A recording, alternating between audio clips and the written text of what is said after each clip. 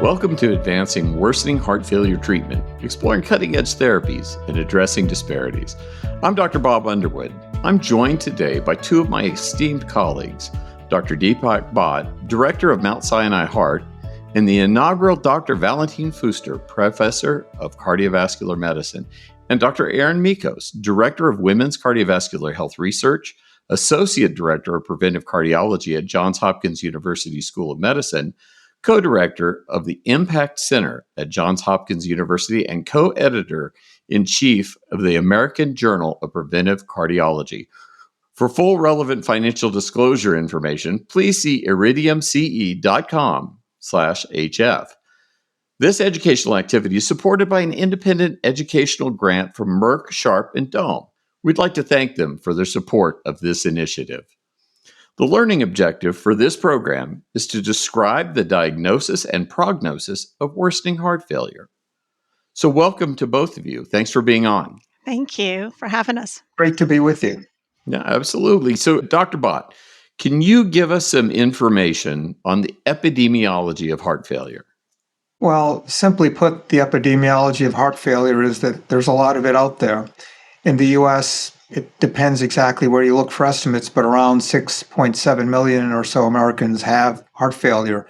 And there's been an increase of about 700,000 or so cases just in the last 5 years. So it's, as they say, an epidemic. Yeah, absolutely. And as an emergency physician, we see it every day. This is very, very common in terms of what the patients present with. So, Dr. Michos, can you describe the disease progression of heart failure? And at what point are patients diagnosed with worsening heart failure? Great question. I mean, heart failure is a chronic condition with, periods of instability. I first just wanted to review the stages of heart failure for a framework. So stage A and stage B are your asymptomatic stages. So stage A means you're at risk for heart failure. You have risk factors. Stage B is pre-heart failure, where there is evidence of structural heart disease or evidence of increased filling pressures. But stage C is when you actually have symptomatic heart failure with current or previous signs of clinical heart failure. And then stage D is your advanced heart failure. So for clinically evident heart failure, about half is heart failure with preserved ejection fraction and half is heart failure with reduced ejection fraction. So this can be a disease that's stable for months to many years, but interrupted by periods of worsening symptoms despite optimal treatment. And it can progress to really advanced stages of heart failure. And these periods of worsening heart failure symptoms, what we describe as worsening heart failure. So, Dr. Bhatt, can you help us understand then the prognosis of heart failure and worsening heart failure? Sure. The prognosis is actually pretty bad, not to be pessimistic. And there have been a number of improvements in recent years, but a number that's still often quoted is a 5-year mortality rate of around 50%.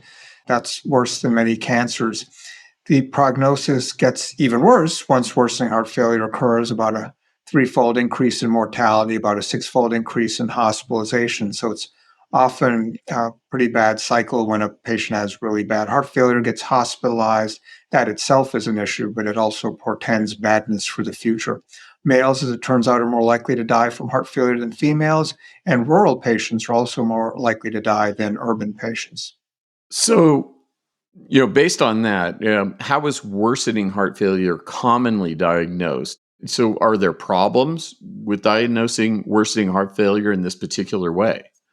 Good question. Well, diagnosis of heart failure has some subtlety and complexity to it. In general, I'd say heart failure or worsening heart failure is commonly diagnosed by a need for acute cardiovascular care for symptoms of congestion, including hospitalization, including intravenous diuretics. Much up your alley, patients are also treated in the emergency department, but also as outpatients. There can be variation based on region. Different countries around the world handle heart failure a little bit differently. Some are more or less comfortable with the outpatient management and so forth. The progression for worsening heart failure can be gradual and includes subclinical symptoms. It can also, of course, be sudden at times. And common measures of heart health that are not diagnostic for worsening heart failure include ejection fraction, blood pressure, and heart rate. And I'm sure we'll get into some of those controversies in terms of ejection fraction and how good it is or isn't in terms of diagnosing worsening heart failure. So we talked about what are we commonly used to diagnose. So what are some of the new techniques that are available for the diagnosis of worsening heart failure? Dr. Michos, how about you? So, heart failure is diagnosed by symptoms, but there can certainly be supportive evidence to support the diagnosis. And one of those is biomarkers. So, biomarkers can help detect worsening heart failure in stable patients. Most commonly, we're thinking about the B type natriuretic peptide, so BNP or NT pro-BNP levels. Of note, the American College of Cardiology, the American Heart Association also gave a class 2A indication for using natriuretic peptide screening in patients who are at risk for heart failure and helping identify those who might be at risk for developing clinical symptoms. There can also be other indirect measures, including serum albumin levels, kidney function, creatinine, transaminase. And notably, we often use imaging techniques, echocardiogram being one of the most common used modality. On echo, you can measure the inferior cava size, diameter, and whether it collapses with inspiration. This gives you some estimate about right atrial pressures. You can estimate pulmonary artery pressures with your RVSP.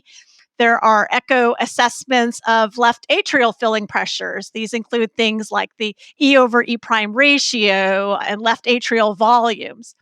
You can also do ultrasound to look for systemic venous congestion of the liver and the kidneys. You can use point of care ultrasound POCUS to look for B lines in the lungs, which can be a finding of interstitial pulmonary edema. So we use biomarkers and imaging techniques to support our clinical suspicion of the diagnosis of heart failure or worsening of it. Yeah, absolutely. And just to tell you how long I've been doing this, I can remember when BNP was a new test for us to be using in the emergency department. So, Dr. Bhatt, I guess in a future episode, we'll talk about monitoring devices for detecting worsening heart failure as well. Yeah, I think it's an exciting topic, and I guess just to whet the audience's appetite, that will be covered in a future episode. But monitoring devices, some invasive, some non invasive, have really changed our management of heart failure. And I think will increase in the future, especially as the technologies blossom, wearables become more prevalent. So, a bright future there for a variety of different disease states, including heart failure. Yeah, I think that there's really just some great things that are coming around with technology and even artificial intelligence being built into some of that technology to help us. So we're looking forward to having further discussions. So, Dr. Michos, can you explain why left ventricular ejection fraction is important in heart failure? Yes. So, first of all, I can just describe the categories now that we're using for heart failure by ejection fraction. So, when we call heart failure with preserved ejection fraction, generally we're talking about ejection fraction greater or equal to 50%. There's sort of a new category now called mildly reduced or mid range EF of 41 to 49%. And then there's heart failure with reduced ejection fraction, which is generally an ejection fraction less than 40%. And I will note that studies sometimes use different cut points for these. But if you're looking at roughly the percentage of patients in each category, about 46% are this HFpEF, about 46% are HFrEF, and about 8% are this mid-range heart failure with mid-range ejection fraction.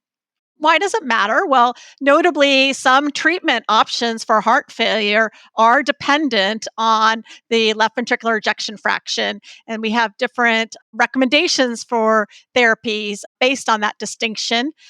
There are some sex and gender differences. Female patients tend to more often present with heart failure with preserved ejection fraction. More male patients have heart failure with reduced ejection fraction. And then when you look into outcomes, so there are population based data out there that from hospitalized patients that have shown actually similar mortality rates in patients with both HFpEF and HFrEF. So similarly bad outcomes. Now, there are some studies that have suggested some differences with a lower mortality in HFpEF. There's also some questions about whether HFpEF was overdiagnosed with an over reliance on maybe echo and maybe not on the clinical symptoms. But there's a lot of studies suggesting, equally poor outcomes for both types of heart failure. Yeah, I think there's a lot of HFrEF out there. There's a lot of HFpEF out there. We're learning quite a bit about each of those subtypes, as well as the one in between with the mildly reduced or mid-range or sometimes recovering EF. There's just, I think, a lot of new knowledge coming out, even just about the classification of heart failure, which is amazing to me. And I guess at least in the short and intermediate term, we're going to keep relying on ejection fraction for that categorization. But I wouldn't be surprised if in the future it becomes much more sophisticated. Dr. Underwood mentioned artificial intelligence. I do think that AI is going to be able to provide a lot more insights into images that the human eye can't really see. And I think there'll be much finer categorization of patients, especially those with heart failure with preserved ejection fraction, where it's not just a wastebasket diagnosis, but it's further stratified into whether patients have hypertrophic cardiomyopathy or amyloid or any variety of different disease subtypes that are yet to be defined. Yeah, it's really exciting how these things have evolved over time and how we're able to substratify all of these. And, it gets down to the treatment of these individual patients based on all of this information that we're able to glean now that we weren't able to do before. So anything else you guys would like to add before we close this segment? No, I would just say even with among ejection fraction, there's further subtyping. You can have both ischemic cardiomyopathy and non-ischemic cardiomyopathy. And HFpEF is really emerging to be a very heterogeneous disorder. It may have different phenotypes, such as an obesity phenotype or perhaps a hypertensive phenotype. So I think we're going to be continue to learn a lot more about how to diagnose and treat this challenging entity. Yeah, I agree with all Dr. Michos' comments. I might just add that if a patient has worsening heart failure, in particular if it prompts an urgent visit or a hospitalization, that's really a big deal and oftentimes portends that the patient's starting to fall off a cliff in regards to their heart failure and the trajectory it's going to take. So I would say take those hospitalizations seriously. Make sure patients are fully optimized on their medical therapy, if possible, even prior to discharge, assuming they can tolerate polypharmacy prior to discharge. And maybe that's one way to make a dent in the epidemic of heart failure. Yeah, absolutely. Thanks for both of you. We've reached the end of this episode. Dr. Michos, Dr. Bhatt, thank you so much for this engaging discussion. We'd also like to thank Merck for their support of this program. Be sure to claim your CME credit by filling out the evaluation and the post-test. And don't miss the next 3 episodes of this 4-part series. Be sure to follow Iridium on X, Facebook, and LinkedIn to see the corresponding MedEd threads. Thanks so much for being with us.